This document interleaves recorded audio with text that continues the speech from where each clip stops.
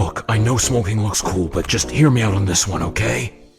Little man, don't think you know just what you're in for if you take up my old Gosh, that cough's vice. sure hard to ignore. Must have smoked those for decades and paid the price. Not at all, I'm barely 26. Now these things made my youthful health descend. Why haven't you quit yet? Clearly somehow those weird smokes are gonna be your end. Tried everything, just can't stop. You better before you drop. How should I explain? Let me Just start from the top.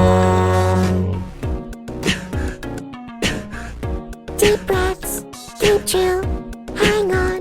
It Now was just a still. couple of years ago. I was passing through a Daddy Dearest concert and ran into my face. Just being around that guy's bad for your health. I feel lots of close shift myself, don't feel too Wasn't even him, great. just an old grey dancer. Pretty colored smoke puffs and tranced me and drew me to his So the smoke's back. enchanting after the cig slit. That's why we popped in once we saw it. Thought I was going mad. He taught me how to blow.